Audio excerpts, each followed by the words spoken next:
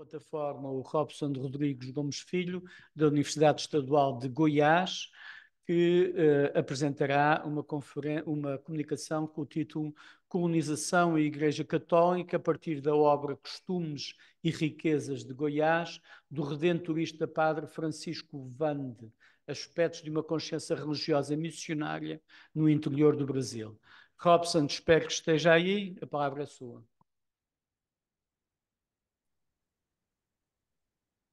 Boa tarde, vocês conseguem me ouvir? Muito bem. Ótimo, muito obrigado.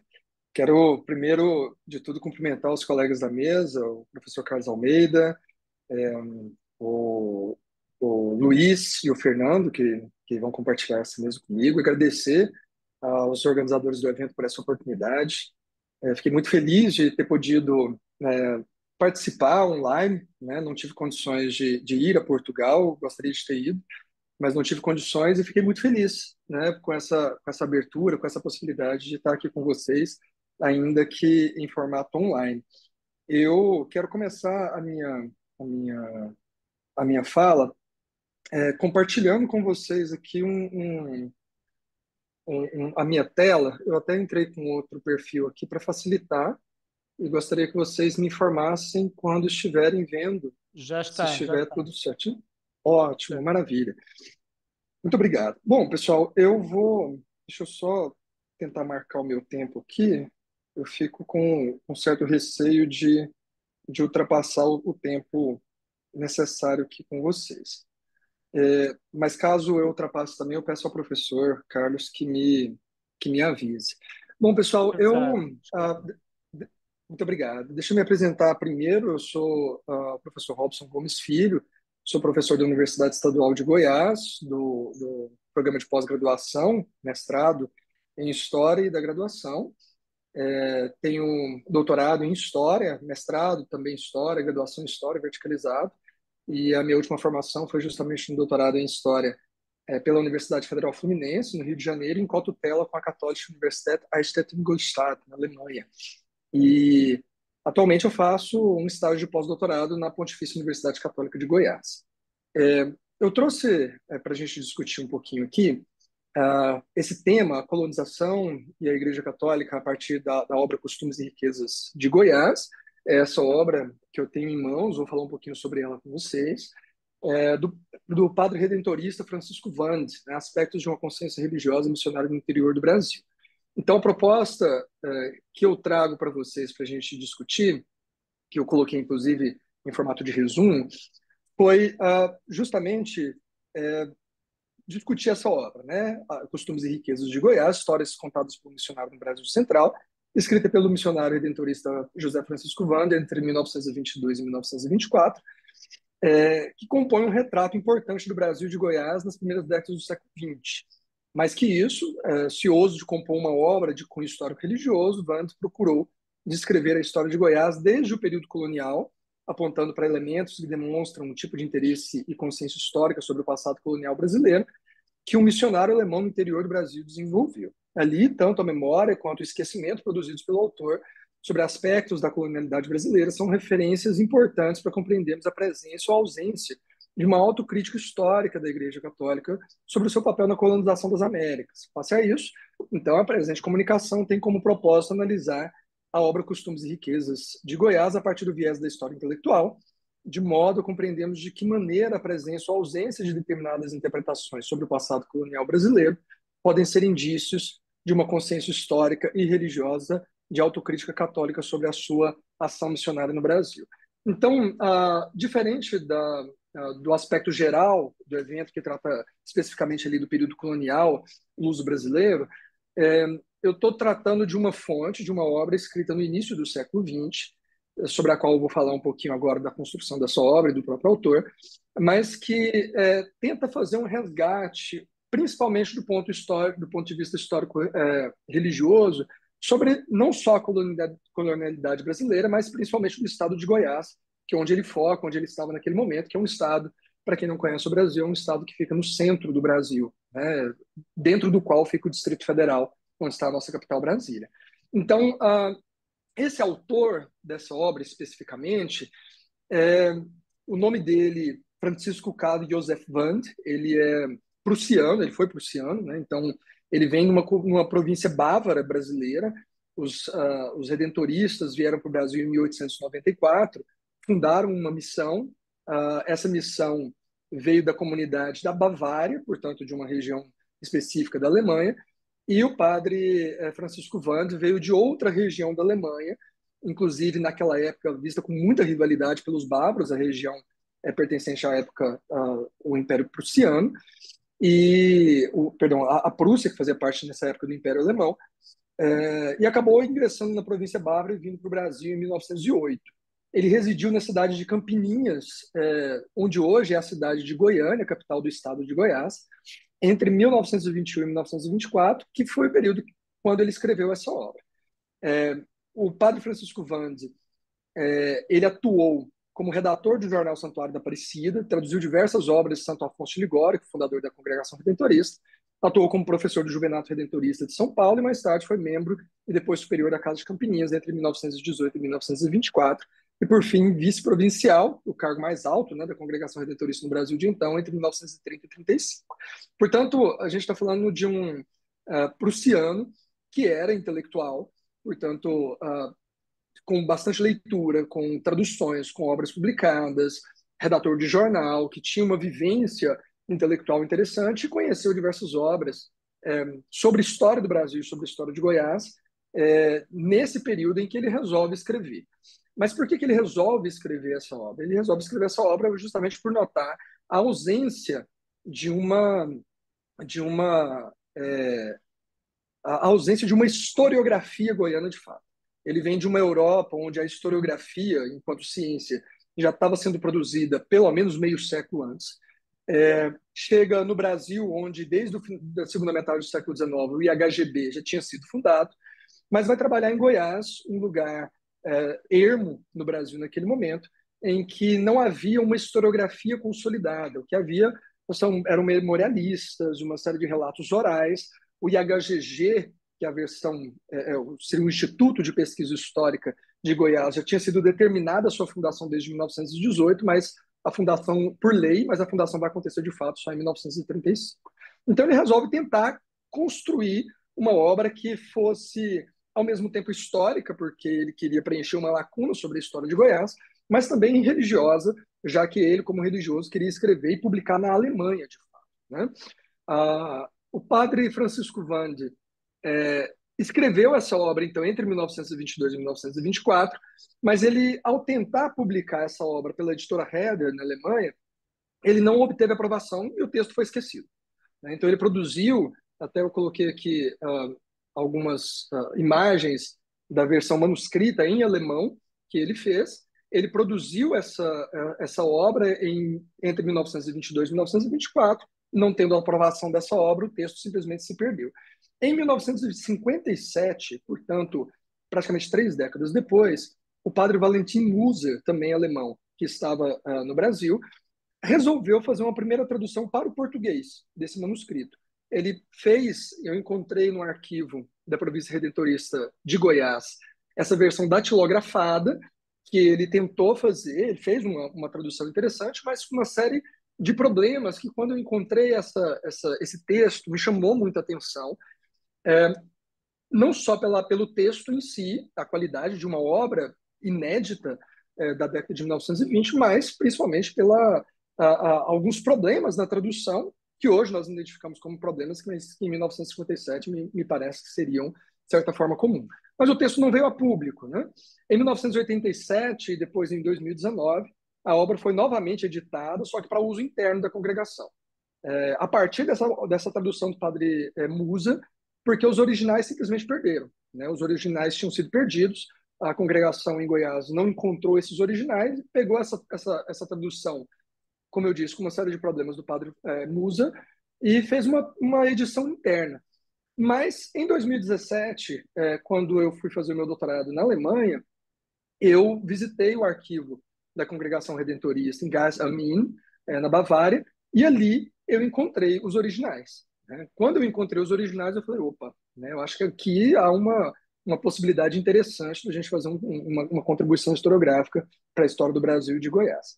E ali, junto com os esforços empreendidos pelo irmão Marcos Vinícius Carvalho, da congregação em Goiás, que é editor da editora Scala, editor-chefe, nós publicamos em 2023, nós publicamos, comemorando os 100 anos de redação dessa obra, nós fizemos uma edição revisada, né, por mim, com os manuscritos originais. Então, pegamos ele trabalhou na edição da versão do Padre Musa, e eu fiz toda uma comparação com os escritos originais em alemão, e fizemos uma edição revisada e comentada em notas de rodapé sobre essa obra, que é uma obra que hoje a gente pode considerar importante para a historiografia goiana. Bom, o que nos interessa de fato a discussão aqui? Nos interessa dizer que, dentre muitas coisas que é discutida, exposta pelo padre Vande sobre Goiás, existem alguns aspectos da colonização do Brasil, da colonização de Goiás, que são extremamente interessantes para a gente pensar, em termos de história intelectual, de que maneira que uma certa consciência histórica ou consciência de colonização daquele momento no início do século XX, portanto, poucas décadas depois da proclamação da República no Brasil, existia para o estado de Goiás. Tá? Então, eu trouxe primeiro alguns aspectos dessa colonização e, havendo tempo, eu vou discutir alguns aspectos da igreja também, embora tudo isso esteja intrínseco aqui. Essas imagens, fora esse quadro, mas todas essas outras fotos são fotos de época que eu colhi lá no arquivo Ingars am Inn.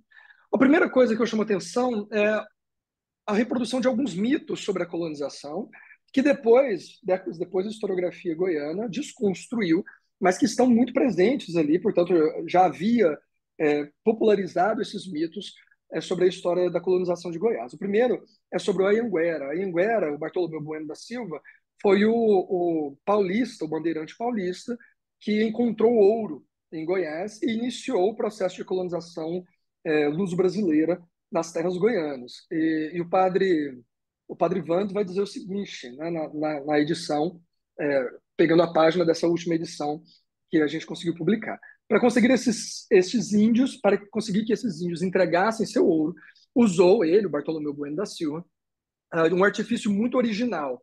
Ameaçou os índios de incendiar todos os rios e fontes de água para os fazer morrer de sede caso não o atendessem. E para lhes mostrar que era capaz de fazer isso, pôs fogo diante deles numa vasilha contendo água ardente, que os indígenas julgavam ser água pura. Assim, intimidados, os goianazes ou guaiazes, que seriam os possíveis índios da época, prontamente foram buscar o ouro escondido e o entregaram. Mas, por vingança, apelidaram o chefe da expansão, Bartolomeu Bueno, com o nome de Anhanguera, isso é, Diabo Velho. A historiografia goiana já desconstruiu esse mito, visto que já se encontraram várias outras fontes de vários locais onde supostamente os bandeirantes por todo o sertão brasileiro teriam utilizado isso, né? Colocar fogo em aguardente para ameaçar os índios de colocar fogo nos rios. Portanto, não é nada original de Goiás, se é que Bartolomeu Bueno da Silva o fez. Mas as fontes historiográficas, de fato, da sua expedição, seja do pai ou do filho, que fizeram duas expedições diferentes, não há essa menção. Pelo contrário, Bartolomeu Bueno da Silva, quando chega a Goiás, no primeiro momento, ele já era apelidado de Anhanguera, o Diabo Velho, portanto, não faz sentido esse mito, mas é interessante a maneira como o padre Vande o faz aqui na sua obra. Outro mito interessante, ou pelo menos assim, eu estou chamando de mito aqui uma palavra geral, não um conceito de mito a partir do viés religioso de fato, mas aquelas ideias que ficam intrínsecas dentro de uma suposta história do Brasil e de Goiás, mas que a historiografia já desconstruiu, daí eu estou utilizando o termo mito, né? Aqui, aquela ideia do Eldorado, né? Portanto, de uma riqueza extravagante, de uma riqueza exuberante de ouro e de outros metais preciosos, que na verdade existiu, mas não daquela maneira como se construía, inclusive já em pleno século XX, sobre Goiás. O padre Francisco Vande vai narrar esse trecho que é bastante interessante sobre o seu período ainda lá na Alemanha antes de vir para o Brasil. Foi no verão de 1894, quando apareceu em nosso pré-seminário em Bahrein, a honrosa visita de Dom Eduardo Duarte Silva, bispo de Goiás. Em 1908, este prelado assumiu a diocese de Uberaba, onde veio a falecer em 16 de outubro de 24. Naquele ano, Dom Eduardo achava-se em uma viagem pela Europa, a fim de conseguir sacerdotes e donativos para a sua pobre diocese. Nós, juvenistas, estudantes, de 11 a 12 anos, olhamos com curiosidade para o prelado, que nos contava coisas tão interessantes sobre o Brasil, para nós, uma terra de mil maravilhas. Pena que nos custou entender sua linguagem. Contudo, ficamos sabendo que o estado de Goiás ocupava uma região muito extensa, rica em ouro, e que as crianças, passadas fortes chuvas, procuravam e encontravam grãos de ouro na areia removida pela correnteza. Para nossa fantasia juvenil, isso era maravilhoso, quase inacreditável. Eu mesmo, porém, 28 anos mais tarde, por constatar em Jaraguá que era verdade, que o senhor bispo nos contou. É curioso porque ainda no final do século XIX, quando já não havia atividade mineradora mais no estado de Goiás, ainda se tinha essa ideia de que Goiás era absolutamente abundante em ouro, né? O próprio bispo teria construído essa imagem, embora soubesse que não havia tanto ouro assim em Goiás, para conquistar o coração e a mente, talvez os bolsos da congregação redentorista para vir para Goiás. Mas essa ideia de que crianças acham ouro nos rios espalhados, quase que como se brotasse ouro do chão, é claro que é uma construção absolutamente fantasiosa. Embora haja, como eu experienciei quando criança, em regiões de mineração, de achar restos de mineração nos rios de pequenas pepitas de ouro, como o Padre Vande provavelmente encontrou em Jaraguá, e disso despertou toda essa ideia, esse mito, né, como eu estou chamando aqui, sobre um suposto Eldorado em Goiás. Em vários centros, e aí ele vai dizer mais para frente, em vários centros de mineração trabalharam durante algum tempo 10 a 15 mil escravos. Não era raro encontrar pepitas de ouro pesando 20 quilos e mais. Assim, num terreno de 800 metros quadrados, acharam 450 quilos deste precioso metal. Num lugar chamado Arraias, alguns escravos negros que fugiram cavaram numa única noite 45 quilos de ouro. Não há qualquer registro histórico de algo assim. Tá? Não há, e olha que eu trabalho com historiografia goiana já há algum tempo, não há qualquer indício histórico, qualquer registro de algo assim. Provavelmente ele tirou isso daquilo que as pessoas guardavam, né, nas suas memórias, daquilo que vem sendo contado e narrado pela narrativa oral, pela tradição oral, sobre algo absolutamente fantasioso, de tanto ouro assim ser encontrado em Goiás, ainda mais de uma vez só. Um outro aspecto interessante, ainda antes de entrar na questão da igreja especificamente, é aquilo que se construiu sobre alguns ideais de civilização advindo da colonização no Brasil e que ele replica na sua obra, mostrando uma espécie de consciência histórica ou de a forma como essa consciência histórica se construiu em Goiás naquele momento. Sobre os bandeirantes paulistas, por exemplo, que iniciaram a colonização de Goiás, ele narra o seguinte: os paulistas daquele tempo não eram santos, mas também não eram gente sem sentimentos religiosos, pelo contrário.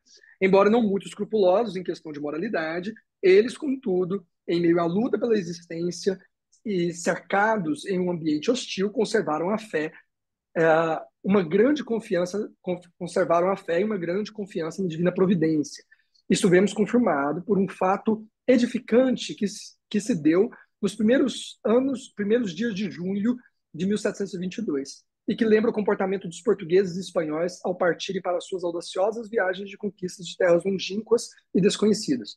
O governador, em suas instruções para a expedição, determinou, entre outras coisas, o seguinte: todos os brancos, índios e pretos, antes de se porem a caminho, devem confessar-se, a fim de que possam empreender uma grande jornada no estado de graça e merecerem de Deus a proteção e bom êxito. Todos cumpriram essa ordem com zelo e muita devoção. É curioso, e aí aqui eu destaco esse aspecto não só histórico, mas principalmente histórico-religioso, de uma consciência expressa aqui pelo padre Francisco Vandes, da maneira como, em alguns momentos, há algumas críticas à colonização, especialmente, como eu vou colocar daqui a pouco, sobre a escravização especificamente de índios, e alguns momentos também da escravização de africanos, mas não há uma crítica sobre a colonização em si ou sobre seus aspectos que hoje, na historiografia, claro, a partir da consciência histórica que nós temos hoje, nós tomamos como aspectos fundamentais de serem criticados. Pelo contrário, né? Há uma necessidade de sempre se exaltar o aspecto de um processo civilizatório conduzido pelo catolicismo, né? E os valores católicos trazidos pelos bandeirantes e pelos colonizadores sobre o Brasil e sobre Goiás.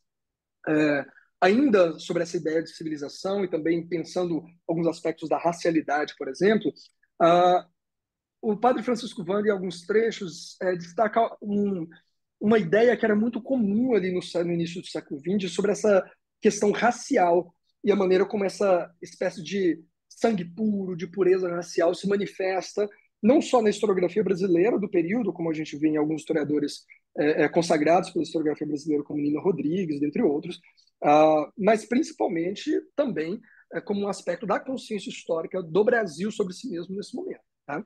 Por exemplo, ele vai falar sobre uma espécie de sangue puro português ainda presente em alguns lugares do Brasil e em Goiás. Ele diz que unicamente nas antigas cidades da era colonial podem encontrar-se ainda descendentes de famílias de funcionários portugueses que conservaram seu sangue puro e por isso portam-se como aristocratas. Estes, de fato, não deram somente a Goiás, mas a todo o Brasil homens de valor. Entre eles, o general Joaquim Xavier Curado, o qual se distinguiu nos movimentos da independência. Então, ele vai fazer uma certa exaltação ao sangue português puro no Brasil, como sendo os verdadeiros homens de valor do Brasil. E é curioso a maneira como ele vai construir essa ideia racial, ao comparar não só o suposto sangue puro português, mas os brancos da colonização de Minas Gerais, que é um estado vizinho de Goiás, comparando com os negros advindos do norte e nordeste, principalmente da Bahia, para o estado de Goiás. Olha como que ele constrói essa narrativa expressa, essa forma de consciência histórica e racial da época nessa obra. Com os exemplares, os exploradores do ouro vieram para Goiás também milhares de escravos negros. A mistura destes com os índios criou um novo tipo de gente, dos crioulos, que vive principalmente no norte de Goiás, nos antigos distritos de exploração do ouro. Aliás, é sabido que só o crioulo suporta o calor excessivo daquela região onde os brancos não podem sobreviver. Aqui já há um início dessa ideia quase que de um determinismo racial, geográfico, né? De que os negros suportariam o calor e o trabalho, enquanto os brancos não. Como se fosse algo genético mais do que propriamente de uma necessidade ou de uma imposição de trabalho forçado. E aí ele prossegue, por exemplo, dizendo que enquanto os imigrantes da Bahia, portanto, os negros, um dos estados do Brasil onde mais há a presença de cor de pele preta e de descendentes diretos de escravizados no Brasil, enquanto esses imigrantes da Bahia, falando daqueles que vieram para Goiás, tinham sangue africano, os mineiros eram quase todos descendentes de portugueses. Daqui ele vai fazer essa distinção. Então, aqueles que vêm de Minas Gerais, um estado que faz fronteira no sul com o estado de Goiás, são brancos, descendentes de portugueses que vêm colonizar a parte sul de Goiás. Os baianos, portanto, descendentes de africanos escravizados, vêm colonizar o norte de Goiás. Seus antepassados vieram de Portugal na época em que o Brasil já não era mais considerado como uma colônia para criminosos, quando a vida pública, que graças à influência da religião, já apresentava aspectos de uma nação civilizada e sintomas de estabilidade. Aqui ele também compra, ao longo de todo o livro, essa narrativa de que Portugal tentou fazer de Goiás uma colônia para criminosos e vadios, então, o que era ruim em Portugal era mandado para o Brasil, e que foi a Igreja Católica, os jesuítas, especialmente, mas não só, mas a Igreja Católica que tornou o Brasil uma civilização de fato. Então é graças ao catolicismo que Portugal teria mudado esse aspecto de mandar só gente que não presta para mandar verdadeiros homens de valor para civilizar o Brasil. O mineiro, de preferência, dedica-se à pecuária e à agricultura. Tem caráter calmo e circunspecto, também enérgico conforme a situação. Embora um tanto lerdo e vagaroso para decidir, é trabalhador, profundamente conservador e religioso. Entre os mineiros legítimos encontram-se tipos mercantes, de estatura média, mas respeitável, quase patriarcal, com barba comprida. Então, aqui é a maneira como ele descreve o branco mineiro, descendente de português, que vem colonizar Goiás. Por outro lado, ele vai dizer, ao contrário, os mestiços e os crioulos são, em geral, não têm barba ou barba pouco desenvolvida e apresentam um físico franzino. Então, ele vai dizer que os descendentes de africanos escravizados, eles têm um aspecto físico, inclusive, mais franzino, portanto, mais fraco, quase que mostrando uma espécie de degeneração da espécie a partir da mistura com o sangue africano. Né? E aí ele vai dizer, um pouco mais adiante, olha só, que os mais espertos, falando principalmente dos mineiros, conseguem estabelecer-se nas pequenas cidades como negociantes, taberneiros ou empregados públicos, enquanto o mestiço e o crioulo se contentam com qualquer habitação ou choupana miserável. O mineiro, logo que suas finanças permitem, constrói na fazenda uma boa e confortável residência para sua família, com as várias dependências de depósitos, casas simples, mas decentes para os colonos.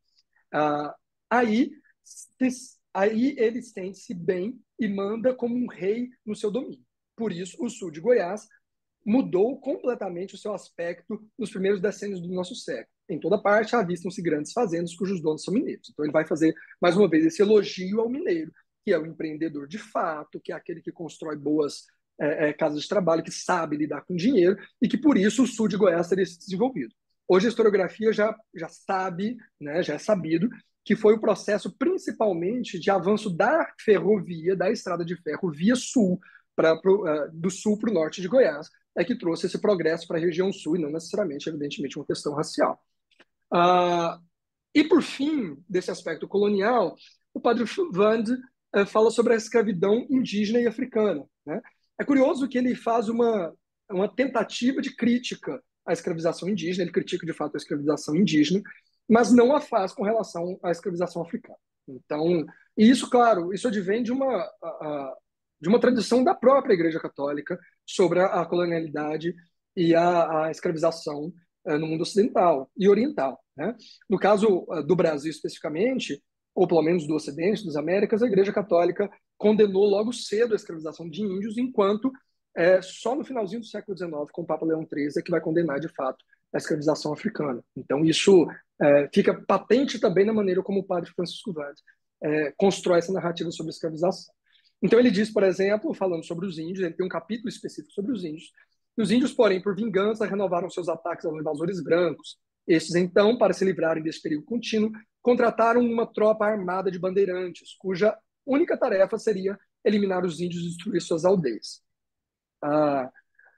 Somente quando diminuiu a febre de ouro, começaram a pensar em catequizar os pobres índios e propiciar-lhes os benefícios do cristianismo e da civilização. Também esse aspecto religioso fica muito patente aqui, de que o problema não seria o problema seria escravizar os índios, mas o benefício dessa escravização dos índios seria trazer a eles o cristianismo e a civilização. Fundaram-se, não muito longe da capital, várias aldeias, nas mais importantes dentre elas Pedro II, contava-se às vezes com 5.000 índios. Infelizmente, organizadores dessas aldeias não davam tanta importância devido à instrução e preparação espiritual dos catecúmenos e faziam batizados em massa. Os portugueses interessavam nessas conversões improvisadas mais ganhar a amizade dos indígenas do que torná-los verdadeiros cristãos. Por isso, quase todas essas comunidades de índios, em pouco tempo, dissolveram-se. É curioso, porque aqui, então, ele vai mais uma vez, sempre atrelar a crítica à escravização dos índios ao aspecto da catequização. Ou seja, o erro em si não foi a escravização, a maneira como os colonizadores trataram os indígenas, mas a maneira que eles os catequizaram com pouca, enfim, com pouca intenção de fato de torná-los cristãos, na visão do Padre Vaz. Sobre a escravização africana, não há uma crítica à escravidão em si, mas há um trecho bastante interessante que ele fala aquele aspecto de pena, né, de dó do trabalho forçado que os africanos eram submetidos. Como ele diz, né, pobres escravos que no tempo colonial tiveram de fazer este trabalho sem nenhuma proteção. Dia após dia, debaixo de um sol abrasador, eles permaneciam dentro d'água agitando a bateia, falando sobre o processo de mineração durante o período colonial em Goiás. E certa vez, em Água Quente, uma cidade de Goiás, pedi a um velho garimpeiro que me mostrasse como se trabalhava no processo primitivo. O garimpeiro fica dentro d'água, até a cintura, enche a bateia com a areia do córrego e a sacode por cima da água até ficar um pouco de areia fina, no meio da qual se espera encontrar algum grãozinho de ouro. Tendo encontrado, deposita-o pequeno recipiente que traz consigo. Este processo leva 20 minutos e é repetido de manhã até a noite. O pobre velhinho, atormentado pelas picadas dos mosquitos, curva o corpo dolorido e, de vez em quando, o emerge na água procurando algum alívio. Horas depois do trabalho, ainda lhe dói as costas. Então, a crítica que se faz à escravidão, em todo o livro, a escravidão imposta aos africanos, basicamente foi essa. Muito mais de uma dó pelo trabalho do que propriamente uma crítica ao processo escravatório em si, que, claro, né, faz parte, seria complicado exigir uma visão necessariamente como a gente tem hoje, mas que faz parte de uma visão própria da época. Professor Carlos, há tempo de eu falar um pouco sobre a igreja e a colonização, ou eu paro por aqui e deixo para 3 minutos. Ok, então eu vou... Obrigado, professor. Qualquer coisa o senhor me alerta aqui. Sobre a colonização em Goiás, bem rapidamente, há alguns aspectos interessantes no que se refere à igreja. Há toda uma visão construída sobre Goiás que era muito própria da época, de que Goiás teria tido uma grande civilização na época da mineração, portanto, entre 1722, quando começa a colonização em Goiás, até o iníciozinho do século XIX, por volta de 1805, quando o ouro teria se extinguido, ou quase se extinguido de Goiás, e daí teria entrado o Estado em decadência. Hoje já há toda uma historiografia importante criticando essa construção daquilo que em Goiás é chamado de mito da decadência. No caso, por exemplo, do Padre Vandes, ele vai falar sobre essa decadência focando, evidentemente, na questão da igreja. Aqui, por exemplo, ele fala sobre o clero, né? Os missionários jesuítas fizeram o possível para defender os índios contra esses assaltantes, porque o governo de Portugal queria que se respeitasse a liberdade dos indígenas para mais facilmente os ganhar para a religião e civilização. Aqui, mais uma vez, o atrelamento a essa questão da escravidão dos índios com a religião católica. Só numa guerra justa se podiam fazer escravos. Não vou entrar no mérito aqui, mas essa é a justificativa que foi dada à época, inclusive, para a escravização dos indígenas no Brasil. Mas os missionários nada conseguiram, pelo contrário, tiveram que pagar os seus sentimentos humanitários com a expulsão de São Paulo durante 20 anos, entre 1640 e 1660. Não vou entrar nesse fato histórico, mas aqui ele vai fazer toda uma crítica à maneira como os jesuítas foram tratados no Brasil, apesar dos seus esforços colonizadores em prol do cristianismo. Mais adiante, em outro capítulo, ele diz sobre o clero no Brasil, né? Em Goiás, perdão. É verdade que no tempo colonial havia bastante clero nas cidades da região das Minas e de Ouro, assim, em lugares que atualmente só uma vez ao ano recebeu visita de um sacerdote. Naquela época, lá residiam 5 ou 7 padres seculares, todos vindos de Portugal. Muitos deles, sem dúvida, foram atraídos ao Brasil aurisacrifame, ou seja, pela febre do ouro, né? E sua atividade restringiu-se exclusivamente aos imigrantes portugueses. Aqui há uma construção que a historiografia já desfez em Goiás, né? Não houve, em nenhum momento da história de Goiás, até o início do século XX, qualquer cidade que tivesse, de fato, um número abundante de clérigos. Tá? O máximo que acontece aqui é a existência de poucas cidades durante o período da mineração, e essas cidades contar com alguns padres. Mas realmente uma abundância de clérigos em Goiás, como ele coloca aqui, não existe. E aí ele vai comparar isso, por exemplo, com a sua atualidade em 1922. Ele vai dizer que, pois, atualmente... Perdão? Robson, os 3 minutos já passaram. Perdão, eu tinha entendido 10 minutos, professor. Então eu Não, vou 3, finalizar. 3, 3, 3. Tá, eu vou finalizar então. Muito obrigado, professor.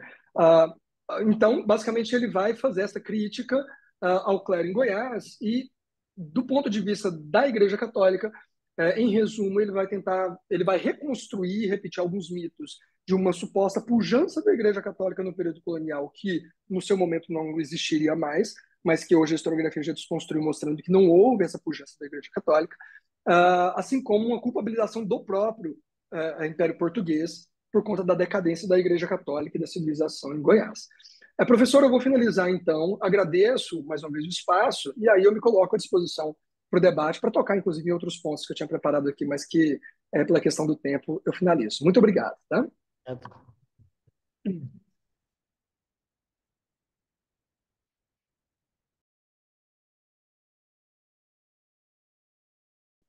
Começo agradecendo aos colegas que fizeram os questionamentos, especificamente o Eric, né, da Queen's University, questionou sobre a questão do impacto do nacionalismo alemão, né, e das questões do padre Francisco Wande ter vindo da Alemanha com relação à maneira como ele vê a raça e o sangue.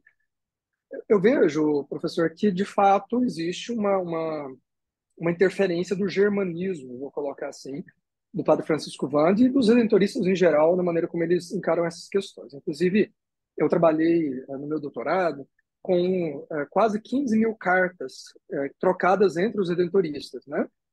Especialmente entre os subordinados e seus superiores, entre os brasileiros e alemães, ou aqueles que estavam no Brasil e que estavam na Alemanha.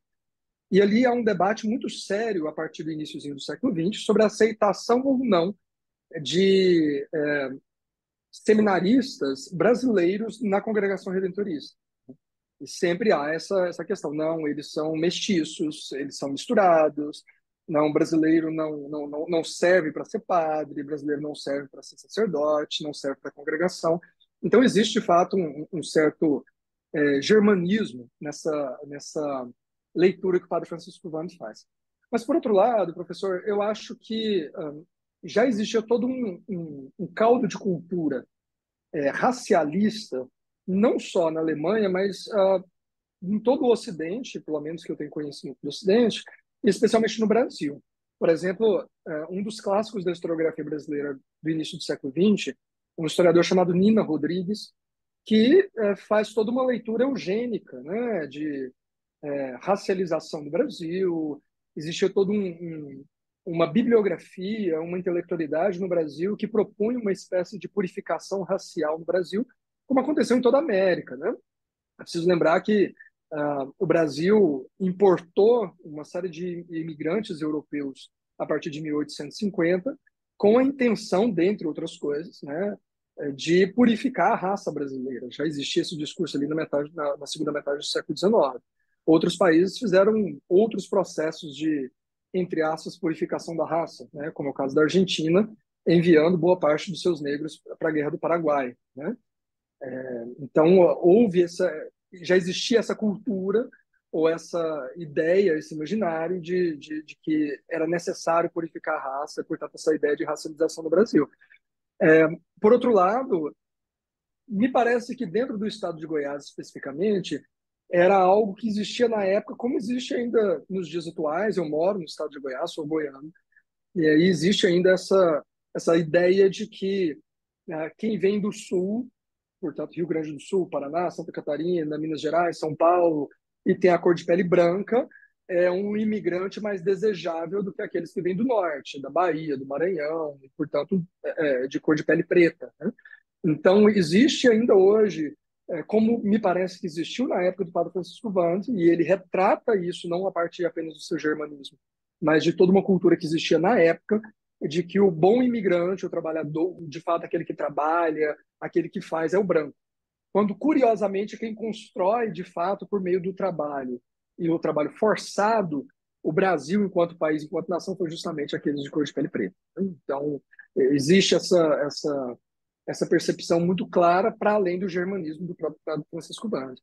O senhor ainda colocou em debate a questão da crítica que ele faz ao batismo antes de uma catequização efetiva, né? Me parece que essa foi uma prática muito comum em Goiás, pegando especificamente o recorte de Goiás, porque a ausência de um clero, de fato, em Goiás, como ele mesmo coloca, bem quando eu estava finalizando ali a apresentação, em 1922, existia para uma diocese com mais ou menos 600 mil metros quadrados, quilômetros quadrados, perdão, isso, acho que quilômetros quadrados. Pensando, o estado de Goiás hoje, só o estado de Goiás é do tamanho da Alemanha, né? A diferença de 2 ou 3 campos de futebol, para se ter uma comparação.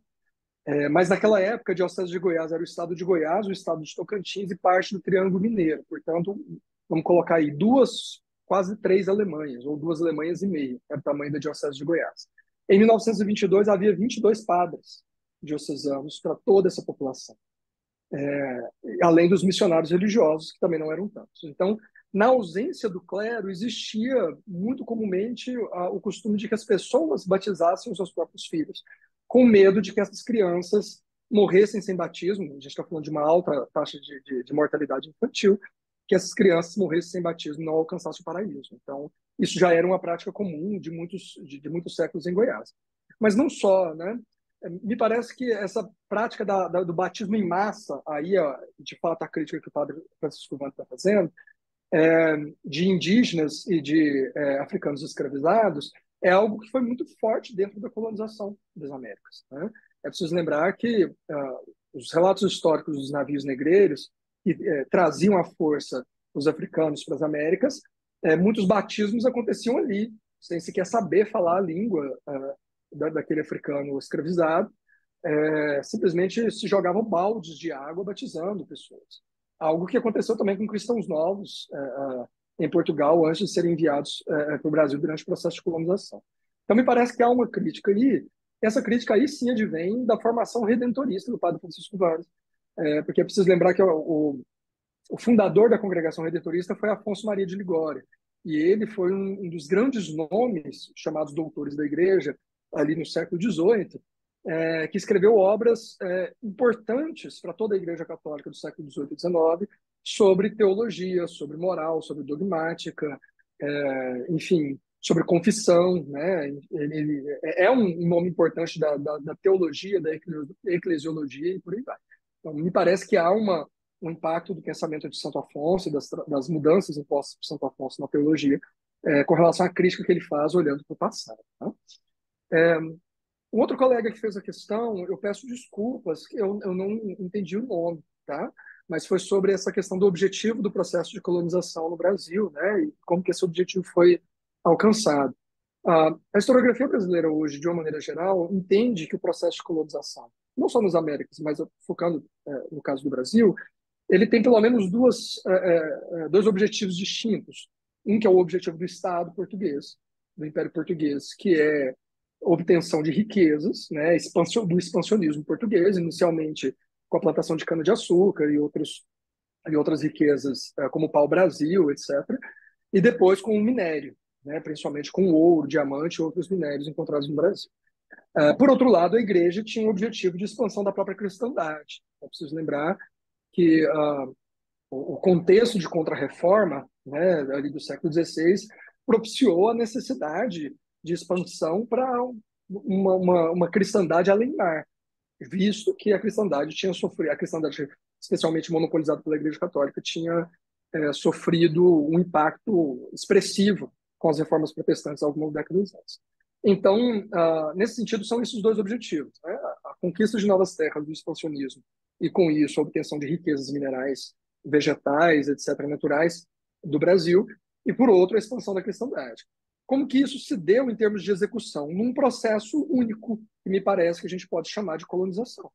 Ou seja, é um processo, ao mesmo tempo, a colonização levava o Estado e levava a Igreja, né? E aí as tensões entre Igreja e Estado, especialmente a partir do regime de padroado régio, vai levar, muitas vezes, a contradições. Um Estado que precisa de uma mão de obra escrava indígena, principalmente no sertão, onde os escravizados da África entraram com menor impacto, com menor número, em oposição a uma igreja que já proibia a escravização de índios e preferia nisso a catequização, algo que não aconteceu, como eu disse, com relação aos africanos. Então, os dois objetivos são distintos, mas o processo me parece que se deu de maneira única, ou pelo menos de uma maneira simultânea. Tá? Espero que eu tenha respondido. Se não tiver, eu fico aberto a mais questões também. Tá? E agradeço de Muito, antemão as questões do espaço. muito obrigado.